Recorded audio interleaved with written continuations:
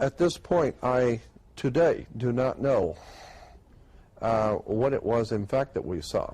But when we got back to the hotel, the motel that night, Paul said that he, about a half hour, 45 minutes, something like that, after he fell asleep, he woke up totally awake, and something picked him up, actually picked him up and set him up in bed, involuntarily.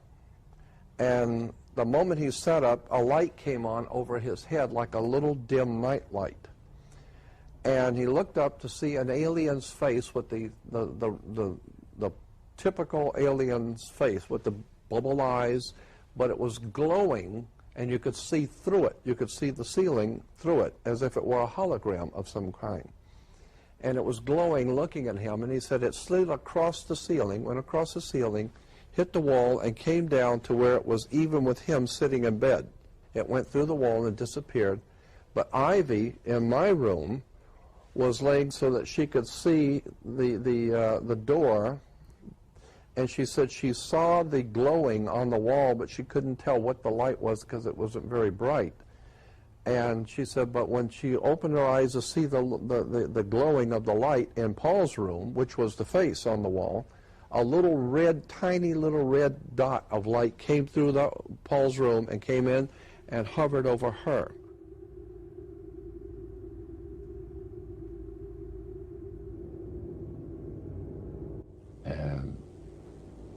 The band leader says, how long have you fellas been involved with sorcery?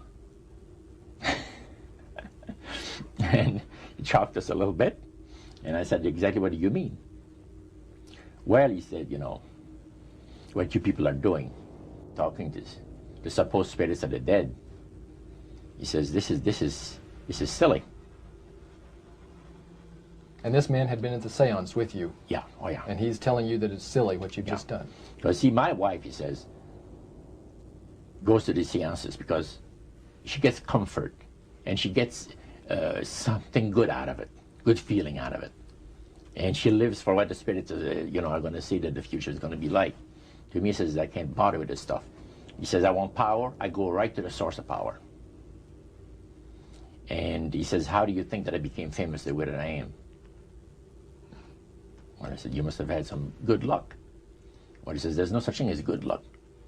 He says, there's either some power working for you somewhere, or you don't get ahead in this world. Not in my type of occupation. So it went from there. We got talking about spirit worship. Did it intrigue you? Or did it make you want to find out more about what exactly he was talking about? Yeah. So he said the supposed spirits of the dead that you're talking with are demon spirits. You're fallen angels. You're beautiful beings. Just set it out, just like that. Oh, yeah. It didn't make you uneasy when he said they were Well, just you know, it shocked you a little bit, you know, something that you first hear mentioned to you. He said, you guys have got a great future ahead of you. Because we've been told, the high priest of our society, secret society, has been told that the master has very special plans for you too. Now, what did he mean by the master? Satan. And we were interested to hear more about it. And he told us, he says, look, we worship spirits. We worship Lucifer and all his angels. They're just as beautiful as they did before they were cast out of heaven. He says there was a misunderstanding in the whole thing, he says, among the inhabitants of the galaxies. And he says our master was misunderstood. Your friend, George, took you and Roland to this mansion where people worshipped the demons. Mm-hmm. What was it like there? What kind of people were there? Well, it was a big surprise for me, as I kind of made up in my mind an idea that they were going to be rough-looking characters. But as we entered the place, I was amazed to see that they were all very well-dressed, well-mannered, and that a lot of the people, as we were being introduced to people, were professionals, doctors, attorneys, a lot of business people. And see what they had? They had a praise session to the gods, which is the spirit counselors, which are in charge of legions of spirits. See what they had? They had a praise session to the gods, which is the spirit counselors, which are in charge of legions of spirits. Wow. Prince of all mortal wisdom, owl of Bohemia, we beseech thee, grant us thy counsel. So how did you feel when you walked into that room? I felt that these people had power, and they had a lot of it. Did that attract you? Yes and no. You had mixed feelings I about had it. mixed feelings about it. Yeah.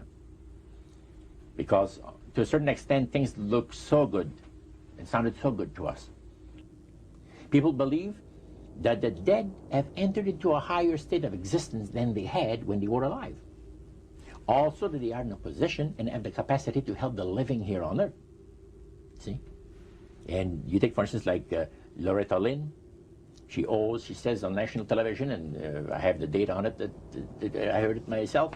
She said that she was made successful in her singing career by a dear friend of hers that was the same age as she, and died when she was 18 years of age.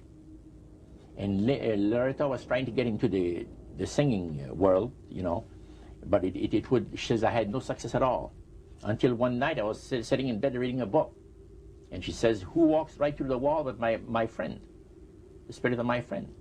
And she says, Loretta, I'm going to make you a very famous person in singing Western country music, and I will be with you all the time.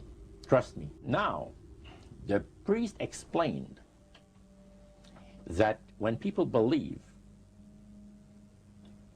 in this business, they are actually opening themselves to be completely deceived by demon spirits, because it gives the demon spirits an opportunity to impersonate the dead.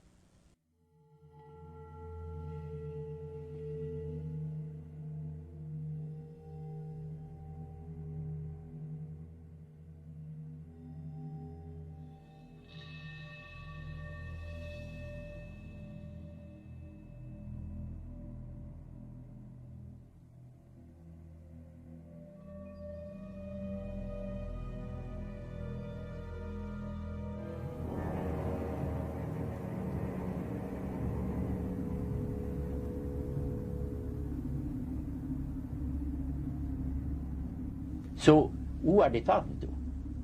He says, the friendly demon spirits that have always found over the centuries great delight in impersonating apparitions, departed loved ones, and persons of great renown.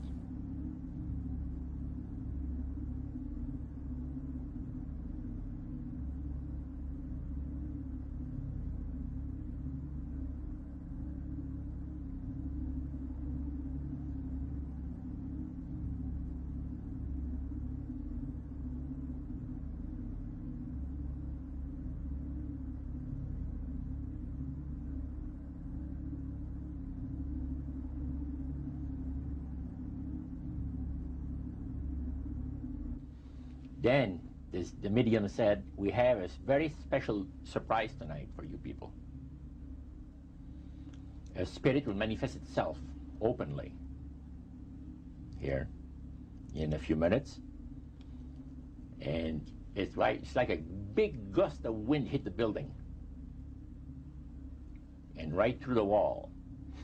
And that translucent being seemed to come right out of the wall. How did you feel right at that moment? It's almost like my heart stopped a little bit. You know, very weird feeling.